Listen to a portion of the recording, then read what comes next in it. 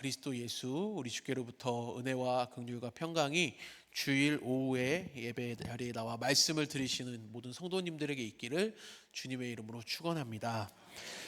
남유다의 왕 요시야는 개혁을 일으킨 것으로 잘 알려진 인물입니다. 개혁, 어떤 개혁이냐면 그 중에서도 종교 개혁이라고도 할 수 있는 요시야의 개혁은 남유다의 굉장한 변화를 가져왔습니다.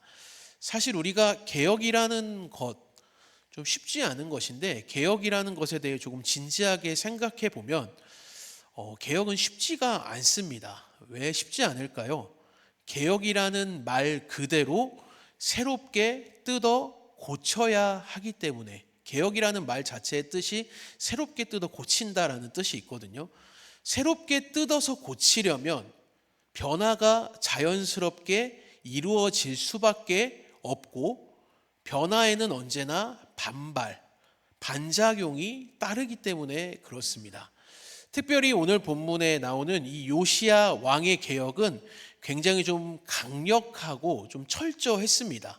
요시야가 개혁을 이룰 때 사용한, 그때 쓰인 성경의 단어들을 보면 우리가 명확히 알 수가 있는데, 대표적인 몇몇 구절을 좀 살펴보면, 먼저 열왕기하 23장 4절을 보시면 불사르고라는 표현이 있습니다. 바알과 아세라와 이럴 성신을 위해 만든 모든 그릇들을 불살라 버렸다라는 거거든요.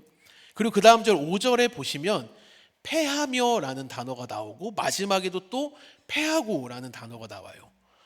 우상을 섬기게 한 제사장들과 분향하는 자들을 전부 패했다는 거예요.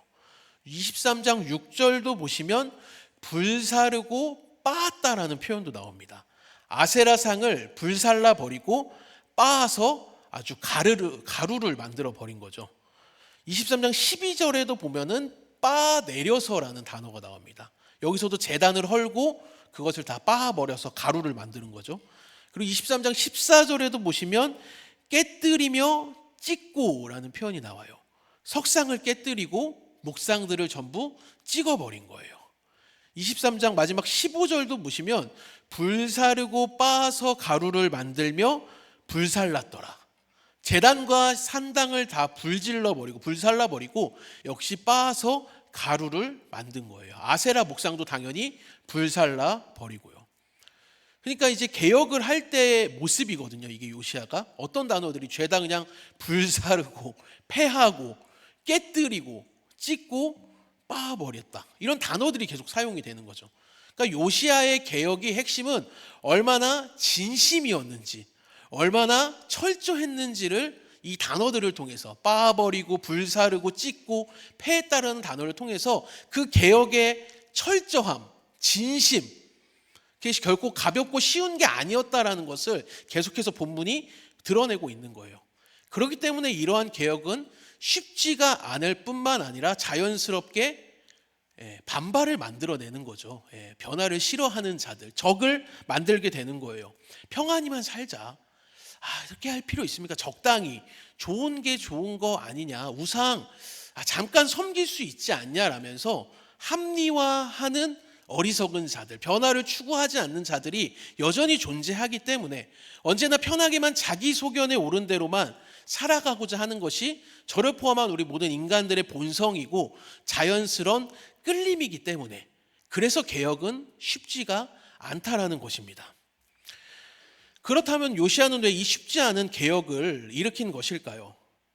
사실 요시야가 8살의 나이에 왕위에 오르게 됩니다. 아버지가 암살을 당하는 바람에 8살이라는 어린 나이에 왕위에 오르게 되는데, 8살에 왕이 됐으니 주변에 좋은 시선들만 있었겠습니까? 분명히 곱지 않은 시선들이 있었을 거예요. 언제라도 자기 아버지처럼 암살을 당할 수도 있는 거죠. 그리고 저렇게 어린애가, 피덩이 같은 애가 8살인데 왕이 됐다라는 것에 불만을 가진 사람들이 있었을 거예요.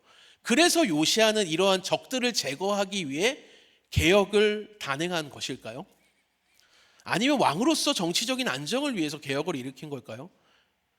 그러니까 바꿔 말하자면 쉽지 않은 개혁을 한 이유와 근거, 그러니까 그 목적성과 방향성이 요시야 자신을 위한 개혁이었냐라는 거예요.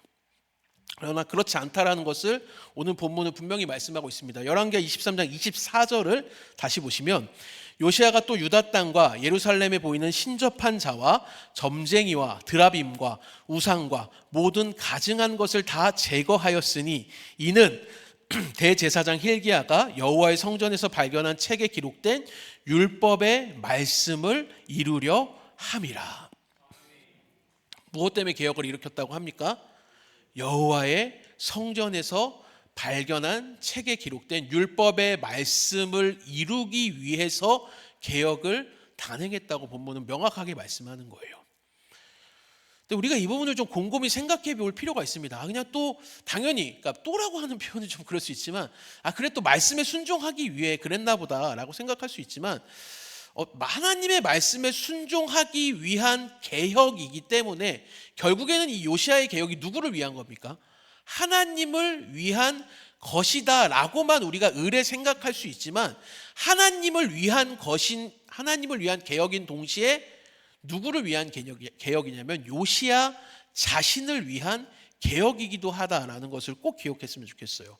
왜냐하면 하나님의 말씀만이 요시야를 요시야답게 만들고 요시야 자신을 살리는 길이기 때문에 그렇습니다. 그러니까 이 부분을 좀 잘 설명을 해볼게요. 그러니까 우리는 종종 늘 이런 말을 하죠. 하나님의 말씀대로 살아야 합니다. 하나님의 영광을 위해 우리가 인생을 살아가야 합니다 라는 말을 많이 합니다. 그리고 실제로 그것이 우리의 인생의 진정한 목적성과 방향성이 되어야 하죠. 그런데 여러분, 결국에는 이것들, 그러니까 하나님의 말씀에 순종하는 우리의 삶, 하나님의 영광을 위해 살아가는 우리의 그 삶이 하나님을 위한 것이지만 동시에 나를 위한 것이라는 것을 우리가 꼭 기억했으면 좋겠습니다. 나를 나답게 만들고 나를 진정으로 살리는 것, 그것은 우리가 하나님의 말씀에 순종할 때에만 비로소 주어지는 것이기 때문에 그렇습니다. 왜냐하면 생명에서 벗어난 연약한 인간이 진정으로 생명을 얻고 하나님이 창조하신 그 목적에 따라 인간답게 살아가는 그 길은 생명의 말씀이신 하나님의 말씀밖에 없기 때문인 줄을 믿습니다. 하나님의 말씀만이 진정한 생명을 우리에게 가져다 주기 때문에 그렇다는 거예요. 이와 같은 원리는 사실 성경에서 계속 반복되어 나타납니다. 이제 하나님을 위한 것이지만 동시에 나를 위한 것이라는 이 원리가 계속 반복된다는 거예요. 대표적으로 예수 그리스도의 이제 십자가를 생각해 보면은 예수님은 이 땅에 인간의 몸을 입고 이 땅에 오셨습니다. 하나님이신 성자이신 그분께서 인간의 몸을 입고 이 땅에 오셨다는 것은 그냥 단순히 인간의 외형을 입고 왔다 그 정도가 아니라 우리와 같이 시간과 공간에 매이게 되었다라는 것을 의미하는 거예요. 시간과 공간에 매이지 않아도 될 분이 굳이 우리 인생들에게 찾아오셔서 인간의 몸을 입고 시간과 공간에 매이게 되었죠. 하지만 예수님은 여전히 신성과 인성을 동시에 가지셨는데 신성이 있으신 분이기 때문에 하나님께서 주신 그 능력들을, 신으로서의 능력들을 이 땅에서 얼마든지 사용하실 수 있는데 단 한 번도 자신을 위해 사용하지 않으십니다. 무슨 말이냐면 그리스도께서 주어진 그 정황 속에서 반칙을 사용하지 않으셨다는 거예요. 그러니까 하나님의 아들로서 주어진 그 초월적인 능력들을 가지고 자신을 반대하는 세력들을 무찌르는 데 사용하지 않으셨고요. 사실 손가락 한번 튕기면 예수님 따라다니면서 괴롭히는 그 대적자들 그냥 저기 멀리 사막까지도 보내버리실 수 있을 텐데 예수님은 그렇게 하지 않으십니다. 무엇보다 하나님의 말씀에 온전히 순종하셔서 율법을 다 이루시고 끝내 십자가에 달리십니다. 십자가에서도 마찬가지예요. 적당히 그냥 매달렸다가 사실 내려오실 수 있거든요. 근데 그렇게 하지 않으세요. 하나님의 아들로서 가진 능력을 가지고 죽은 사람도 살릴 수 있는데 사실 십자가에서의 그 고통을 줄이실 수 있는 능력도 있을 거 아니에요. 그런데 그렇게 하지 않으시고 오히려 온몸에 물과 피를 다 쏟으시고 십자가의 고통을 온전히 다 받아내시는 거죠. 사실 이렇게 하지 않으셔도 될 텐데 예수님은 왜 그렇게 이러한 길을 선택하신 걸까요? 그것은 온 인류를 구원하고자 하시는 하나님의 뜻, 세상을 이처럼 사랑하사 독생자를 아낌없이 내어주신 그 하나님의 사랑을 그리스도를 통해 명확히 보이시고 이루시기 위해서였다라는 거예요. 그러니까 한마디로 예수님이 이렇게 그 십자가의 길을 걸어가시고 그것들을 어떠한 반칙이나 자신이 가진 그 초월적 능력으로 그걸 줄이고 그렇게 경감시키는데 사용하신 것이 아니라 하나님만을 위해 온전히 예수님은 이 길을 선택하시고 걸어가셨다라는 거예요. 십자가라는 그 정석의 길을 걸어가셨다는 거예요. 그런데 동시에 이것은 하나님만을 위한 길이 아니라 예수님을 위한 길이기도 합니다. 왜냐하면 결국에는 예수님께서 이루신 이 구원으로 말미암아 하나님께 영광이 됨과 동시에 예수님이 높임을 받으시고 예수님이 영광과 찬송을 받으시기 때문에 그렇다는 거예요. 잘 아시는 빌립보서 2장 9절에서 11절을 보시면 그래서 이렇게 말씀하는 거죠. 이러므로 하나님이 그를 지극히 높여 모든 이름 위에 뛰어난 이름을 주사 하늘에 있는 자들과 땅에 있는 자들과 땅 아래에 있는 자들로 모든 무릎을 예수의 이름에 꿇게 하시고 모든 입으로 예수 그리스도를 주라 시인하여 하나님 아버지께 영광을 돌리게 하셨느니라. 예수님이 십자가에 달리심으로 예수님은 지극히 낮아지셨습니다. 그러나 그렇게 끝나지 않죠. 하나님께서 예수님을 죽음에서 일으키셔서 무죄 선언을 하십니다. 뿐만 아니라 모든 이름 위에 뛰어난 이름을 주시고 모든 무릎을 예수의 이름에 꿇게 하시고 모든 입으로 예수 그리스도를 주님이라고 고백하게 하신다라는 거예요. 예수님이 높아지시고 높아지셔서 영광을 받으셨다라는 거예요. 또한 히브리서 12장 2절에서는 이 십자가를 참으신 예수님이 하나님 보좌 우편에 앉으셨다고까지 말씀을 합니다. 너무나도 높고 영광스러운 그 자리에 우리 그리스도께서 앉으셨다라는 거예요. 그러니까 길었지만 정리하자면 예수님께서 십자가에 달리심은 하나님의 영광을 위한 길이었습니다. 하지만 하나님의 영광만 위한 길이 아니라 동시에 그리스도께서 예수님께서 또한 높임 받으시고 영광 받으시는 예수님을 위한 길이었다라고 성경은 분명하게 말씀하고 있는 거예요. 그러니까 오늘 본문까지 연결해서 얘기해 보자면 사랑하는 여러분, 요시야가 개혁을 일으킨 것도 하나님의 영광만을 위한 게 아니라 동시에 요시야 자신을 위했던 것처럼 예수님이 십자가에 달리신 것도 하나님의 영광만 위한 것이 아니라 동시에 예수님 자신을 위한 길이었다라는 거예요. 요시야의 개혁도 그리스도의 십자가도 하나님을 위한 것이었습니다. 동시에 요시야와 예수님을 위한 길이었다라는 것을 믿으시기를 바랍니다. 그러므로 이제 우리가 가야 할 길은 명확합니다. 이 길인 거예요. 어떤 길이에요? 요시야와 같이 그 율법의 말씀의 성취를 위해, 순종을 위해 하나님의 말씀에 순종하며 하나님의 뜻을 이루는 개혁의 길을, 그 변화의 길을 우리가 걸어가야 되는 거예요. 그리스도와 같이 십자가를 지고 가는 그 길을 우리가 걸어가야 한다라는 것입니다. 쉽지 않습니다. 개혁이란, 변화란 쉽지 않고 십자가를 지는 것도 쉽지 않기 때문에 그렇습니다. 그러나 반드시 기억하시기 바랍니다. 우리를 진정으로 살리는 길이라는 것, 우리가 정말 하나님의 영광만을 위한 길이 아니라 우리를 위해서도 우리를 살리는 그 길, 그래서 우리가 가야 하는 줄을 믿습니다. 사랑하는 여러분, 하나님을 위한 일인 동시에 우리를 살리고 우리를 위한 일인 이 위대한 길을 주저하지 마시고 굳건하게 걸어가는 은혜와 또한 믿음과 소망과 사랑이 우리 모두에게 있기를 주님의 이름으로 축원합니다. 이제 그 다음으로 우리가 좀 생각해 볼 것은, 이제 요시야가 사실 이렇게 굉장한 개혁, 변화를 일으켰잖아요.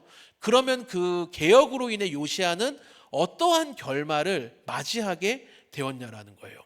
먼저 열왕기하 23장 25절을 보시면 요시야에 대해 이렇게 평가합니다. 요시야와 같이 마음을 다하며 뜻을 다하며 힘을 다하여 모세의 율법을 따라 여호와께로 돌이킨 왕은 요시야 전에도 없었고 후에도 그와 같은 자가 없었더라. 요시야에 대한 평가는 사실 좀 굉장합니다. 마음을 다하며 뜻을 다하며 힘을 다하여 모세의 모든 율법을 따라 여호와께로 돌이킨 왕이라고 평가하기 때문에 그렇거든요. 마음을 다하고 뜻을 다하고 힘을 다하여, 다 많이 본 구절 아닙니까? 신명기 6장 5절의 말씀을 생각하게 합니다. 신명기 6장 5절, 이 말씀 우리 같이 한번 읽어볼게요. 너는 마음을 다하고 뜻을 다하고. 아멘. 요시야는 신명기의 핵심 말씀인 여호와를 사랑하라는 말씀에 비추어 볼 때 가장 이상적인 왕이었다. 이 신명기 6장 5절의 말씀에 가장 가까운 왕, 그것에 가장 순종하던 왕이었다라는 것을 열왕기를 기록한 저자는 말하고 싶었던 거예요. 그래서 요시야와 같은 왕은 전에도 후에도 없었던 전무후무한 왕이라고 평가하고 있는 거예요.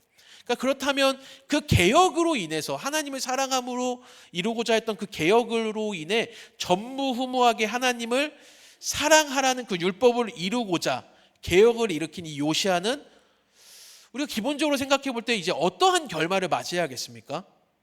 엄청나게 굉장히 긍정적인 평가를 받은 왕이니까 그래도 좀 굉장한 보상이 이루어져야 하지 않을까요?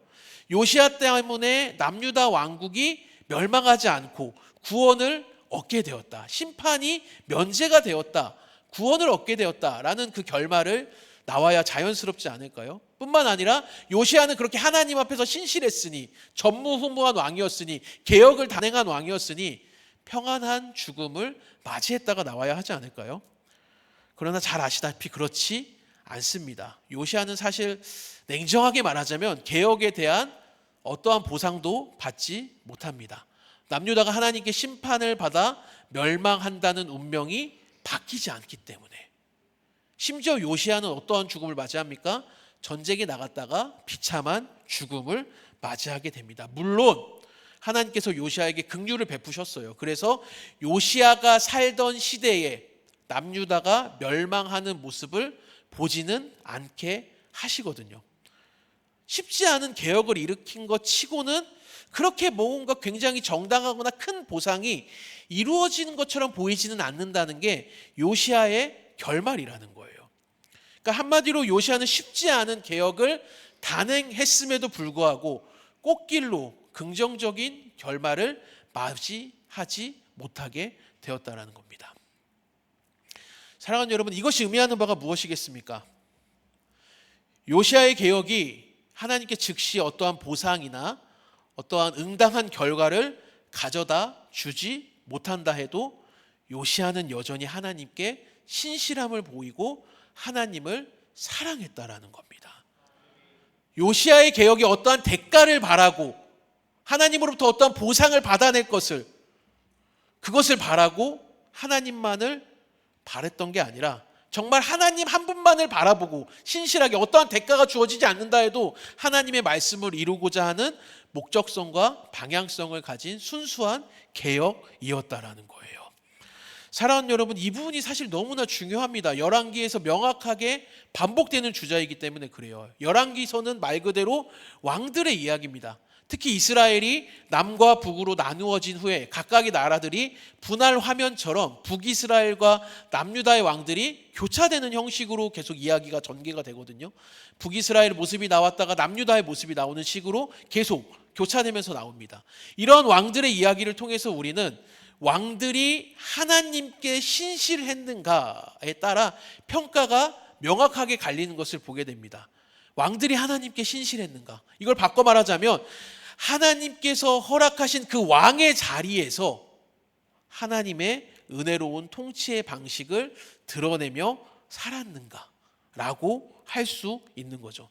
한마디로 바꾸자면 하나님께 영광이 되는 삶을 살았는가에 따라 왕들의 평가가 이루어진다는 거예요. 그가 왕으로서 정치를 잘했는지, 마병을 많이 두었는지, 군사를 많이 두었는지, 경제적인 부흥을 이루었느냐가 왕들의 평가가 아니라는 겁니다. 오직 하나, 하나님의 말씀에 따라 하나님께 영광이 되는 길, 하나님의 명예를 지켜가는 길을 택했냐, 이것이 왕들에 대한 평가의 핵심이라는 거예요.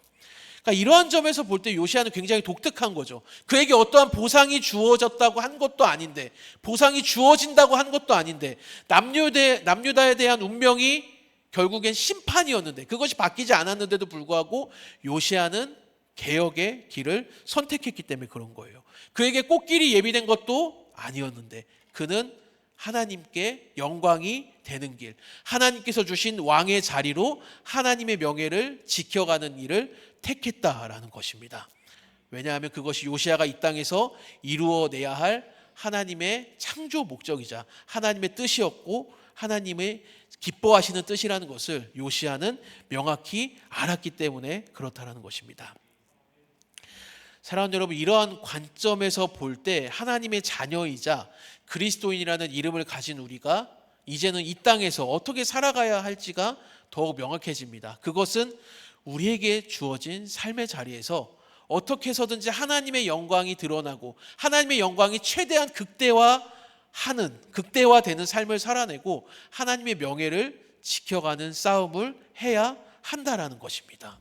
그러한 삶을 살아내고 싸움을 해도 어쩌면 우리에게 어떠한 보상도 주어지지 않을지도 모르겠습니다. 하지만 그럼에도 불구하고 우리는 그러한 삶을 살아가야 한다라는 거예요.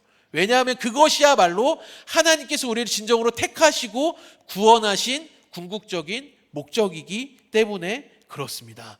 신약성경 에베소서 1장 3절에서 6절을 보시면 찬송하리로다 하나님 곧 우리 주 예수 그리스도의 아버지께서 그리스도 안에서 하늘에 속한 모든 신령한 복을 우리에게 주시되 곧 창세전에 그리스도 안에서 우리를 택하사 우리로 사랑 안에서 그 앞에서 거룩하고 흠이 없게 하시려고 그 기쁘신 뜻대로 우리를 예정하사 예수 그리스도로 말미암아 자기의 아들들이 되게 하셨으니 이는 그가 사랑하는 자 안에서 우리에게 거저 주시는 바 그의 은혜의 영광을 찬송하게 하려는 것이라.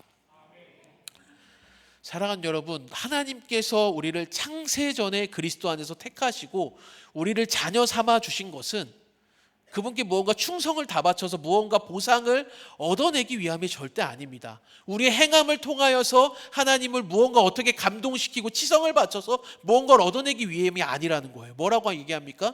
6절의 말씀처럼 그의 은혜의 영광을 찬송하게 하려고라는 거예요. 쉽게 말해서 하나님께서 우리에게 베푸신 은혜, 우리를 구원하사 자녀 삼아주신 영광스러운 그 은혜를 찬송하라고 하나님이 우리를 부르셨고 하나님이 우리를 택하셔서 자녀 삼아 주신 줄을 믿습니다. 그것이 요시야 삶에서 명확히 드러납니다. 하나님이 요시야에게 무엇을 보증해 주거나 너가 개혁을 일으키면 무언가를 주겠다고 하신 것도 아닌데 심지어는 남유다의 멸망을 거두어 가지 않으셨음에도 불구하고 요시야는 묵묵히 개혁의 길을 걸어가는 거죠. 왜요? 보상을 바래서가 아니라 하나님께서 허락하신 그 왕의 자리에서 영광스러운 은혜를 찬송하는 삶을 살아가고자 했던 거예요. 사랑하는 여러분, 그러므로 우리도 이와 같은 방식으로 살아가야 합니다. 그리스도인 하나님의 자녀라는 그 우리의 타이틀, 그 이름에 걸맞은 인생을 살아가야 한다라는 거예요. 하나님이 우리의 인생에 목적하신 바 영광스러운 그 은혜를 찬송하는 삶을 살아가야 할 줄을 믿습니다. 우리의 모습을 돌아봤으면 좋겠습니다. 하나님께 어떠한 종교적인 치성을 바치면 하나님이 반드시 나에게 평안을 주시고 보상해 주셔야만 한다는 그 결과가 있어야만, 그 대가가 주어져야만 하나님께 영광이 되는 삶을 사는 소극적인 삶을 살고 있지는 않냐라는 겁니다. 그렇다면 이제는 그러한 삶에서 돌이켜야 합니다. 그리고 이제는 어떻게 살아야 합니까? 하나님이 우리를 구원하시고 자녀 삼으신 목적에 합당한 적극적인 삶, 우리에게 주어진 하나님의 자녀에 걸맞게 그리스도인이라는 이름에 걸맞는 삶을 살아가야 한다라는 거예요. 구체적으로 제가 어떠한 삶이라고 일일이 하나하나 다 말하기는 어렵습니다. 성도님들의 각자의 삶이 다 정황들이 다 다르고 너무 복잡하기 때문에 획일화시켜서 하나라고 딱 정할 수는 없어요. 그러나 반드시 기억하셨으면 좋겠습니다. 한 가지 명확한 사실은 무엇입니까? 하나님은 우리의 작고 보잘것 없어 보이는 이 반복적인 일상을 통해서도, 그런 삶을 통해서도 하나님은 영광을 받기를 원하신다라는 거예요. 그런 우리의 삶에 하나님의 영광스러운 은혜의 찬송의 삶을 담기를 원하신다라는 것입니다. 그래서 우리의 반복되는 삶이 너무나 소중한 거예요. 창조주께서 일하시는 구원의 통로가 되고 무대가 되기 때문에 그렇다는 거죠. 그러니 사랑하는 여러분, 오늘부터 본격적으로 시작되는 우리 한 주간 우리의 삶이 그냥 예배당에 안에만 갇혀있는 우리의 삶이 아니라 우리에게 주어진 그 일상의 삶이, 우리에게 주어진 하나님의 자녀라는 그 정체성, 그리스도인이라는 이름에 걸맞은 인생을 살아가는 복된 은혜가 이 시간 말씀을 듣는 우리 모든 성도님들에게 있기를 주님의 이름으로 축원합니다. 이제 말씀을 맺고자 합니다. 사실 본문에 등장하는 요시아라는 이름에는 이러한 뜻이 담겨 있습니다. 여호와께서 고쳐주신다. 여호와께서 기초를 놓으신다라는 뜻이 담겨 있습니다.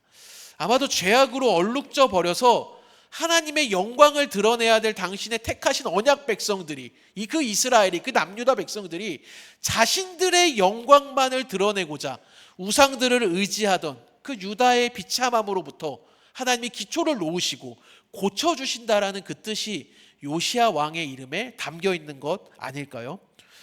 그러한 이름에 걸맞게 요시아는 개혁을 단행합니다. 변화를 추구합니다. 철저한 변화의 길을 걸어갑니다. 그에게 어떠한 대가나 꽃길이 예비되지 않았음에도 불구하고 하나님의 말씀만 붙잡고 하나님께 영광이 극대화되는 그 길, 하나님의 명예를 지켜가는 길을 택했다라는 것입니다.